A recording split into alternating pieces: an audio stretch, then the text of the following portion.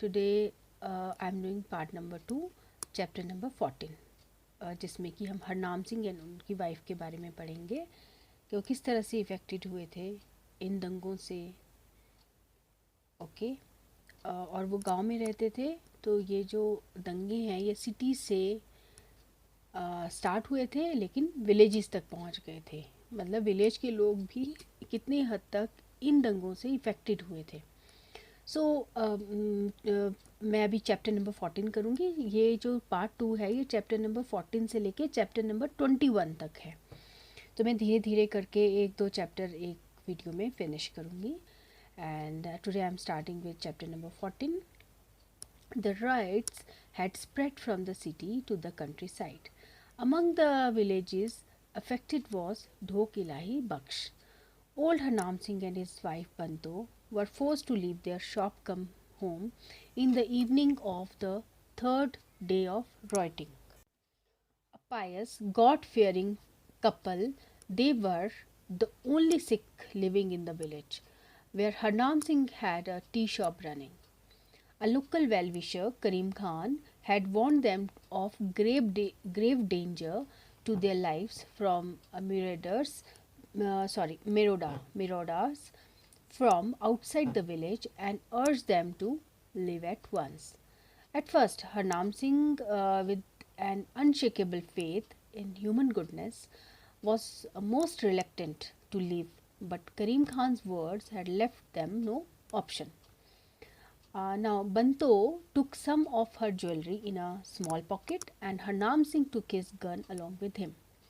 Before going, Banto opened the cage and let their little pet Mena fly away.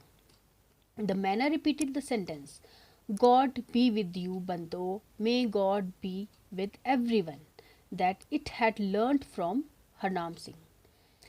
At this, Banto's throat choked and she repeated the words of the Mena.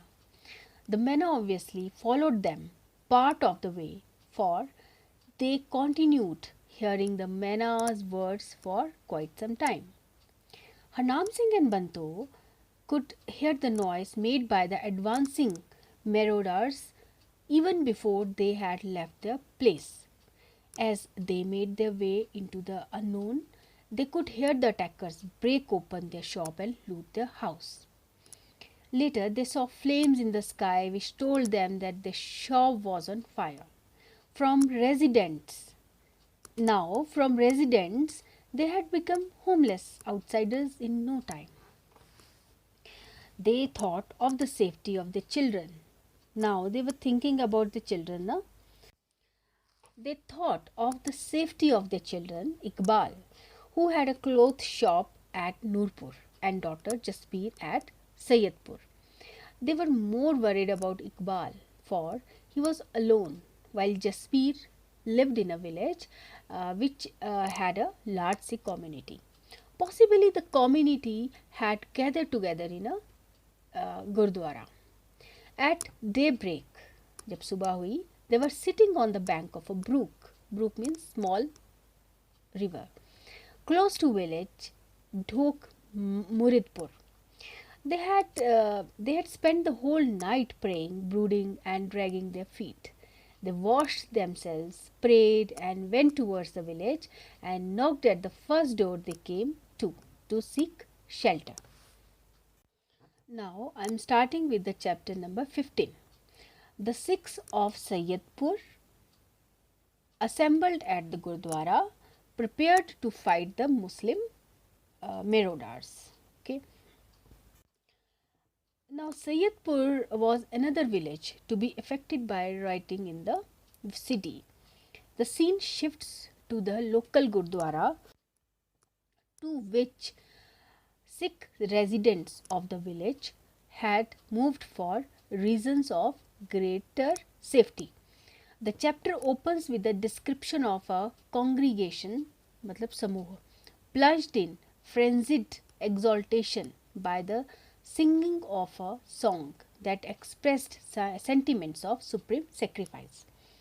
The song was reminiscent of the sacrifice demanded by the Sikh soldiers known as the Khalsa some 300 years ago. Everyone there felt himself or herself to be a link in the long chain of Sikh history, ready to lay down his or her life. Muslims were spoken of as Turks, the traditional enemy of the Khalsa. Preparation for a possible fight with them had been made. Jathedar Kishan Singh, a World War II veteran, was in charge of the defense. Besides 7 double-barreled guns and 5 boxes of cartridges, there were lances, swords, and lathis.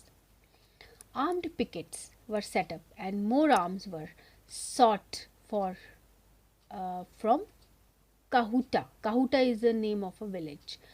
Since yellow was the color of selfless sacrifice, they all tried to wear something that was symbolic of the old tradition. Tired नहीं होगा, tried होगा, tried to wear something that was symbolic of the old tradition. The Muslims too had been preparing for the fight and had cast themselves in the role of mujahids, ready to launch a jihad against the kafirs. मतलब एक तरफ मुजाहिद हो गए, एक तरफ खालसा हो गए. लड़ने के लिए दोनों तैयार थे.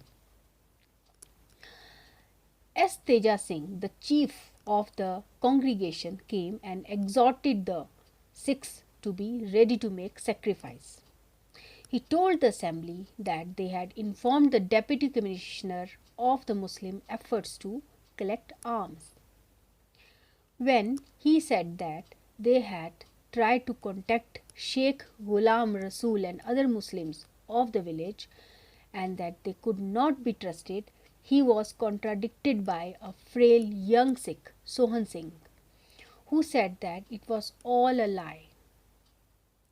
Among interruptions and threats, he said that Sikhs and Muslims were being incited against each other and that rumors were adding to the tension. He advocated the need to maintain contact with Muslims and peace in the village.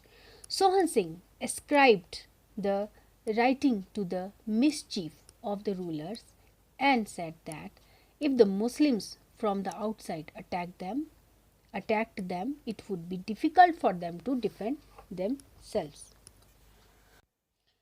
इसमें एक character बताया गया है सोहन सिंह. सोहन सिंह एक week सा character बताया गया है. वीक मीन्स देखने में एक पतला सा आदमी बताया गया है. तो सोहन सिंह को पता है कि ये जो भी साजिश है ये अंग्रेज़ों की रची गई है. तो वो सोहन सिंह ये सजेस्ट करता है कि मुस्लिम्स के साथ बात की जाए और उनके साथ पीस ट्रीटी की जाए, उनसे बात की जाए ताकि सब कुछ शांत हो जाए. तो इसमें एक करेक्टर है जत्थेदार किशन सिंह और एक है तेजा सिंह और एक है सोहन सिंह, है ना. तो अच्छा, एट दिस अब मैं स्टार्ट कर रही हूँ फिर से next paragraph. At this Teja Singh said in a trembling voice that very morning Ghulam Rasool had assured him that nothing untoward would happen in the village, but soon after the Brahmin peon of Khalsa school was killed and his wife abducted. Sohan Singh again stood up to say that the peon was only injured and that his wife was with him.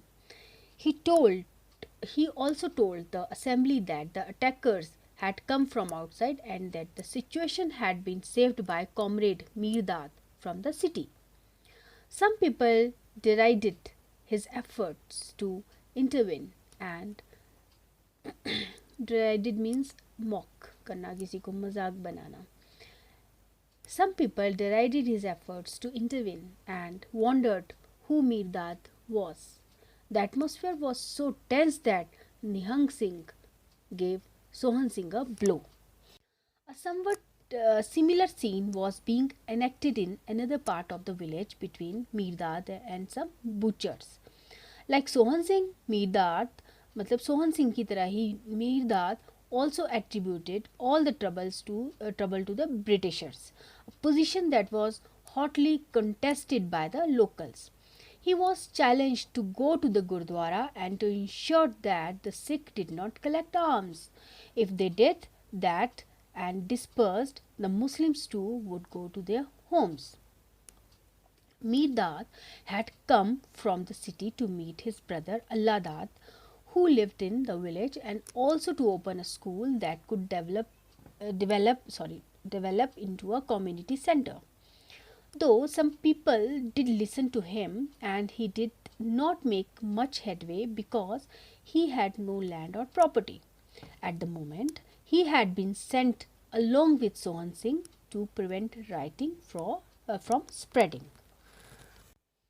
While Mirdad was engaged in arguing with the butchers, an incident took place that was ridiculous, but that was interrupted by both Muslim and Sikhs to reinforce their suspicion to the of the other.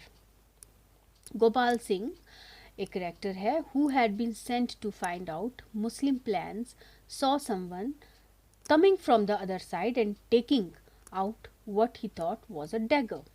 The man was actually old Noora, old, bald and toothless and almost blind person who was sitting down to relieve himself. Gopal Singh thought that he was about to attack him. In his confusion, he ran and collided with him. When they heard the sound of running feet, one of the butchers ran after the man and threw his lance at him. Gopal Singh escaped unhurt, but his misadventure resulted in the hardening of the attitude of the communities to one another. While Mirdad was shouted down, Sohan Singh received another blow for his pains. Among the women in the Gurdwara, Jasbir stood out for her piety and religious piety and religious fervor. A short kripan hanging from her waist she was known in the congregation as the daughter of the Guru. She had inherited her intense devotion from her father, Harnam Singh, and she went about performing tasks like washing the steps of Gurdwara, cleaning the shoes of the people, fanning the congregation, and serving them cool water with a radiant face. Just then, a cloud of dust was sighted in the distance. Soon after, the muffled sound of drum beats was also heard. This was obviously an attack from outside the village. The situation has taken an entirely unexpected and dangerous turn. The news electrified the entire congregation. Turks have come. Turks are here. Everyone was asked to go to his or her post. Jasbir's hand immediately went to her kripan. The Muslim slogan of Allah O Akbar was answered with Bole So Nihal Sat Shri Akal. Now it was dusk. Like many others, Baldev Singh had left his old mother unprotected at home. When the Muslim attackers came, he realized what he had done, and thinking that the attackers would have killed her, he ran shouting, "Blood for blood," with a naked sword, and killed the old blacksmith Karim Baksh to avenge her murder. Night was deepening over the village, but the noises had become louder and sharper. The attackers had started their destruction. Now, this is the end of the chapter number 14. Now, in the next chapter, this one is actually 15. Now, we will start with the chapter number 16 in another video. Thank you so much.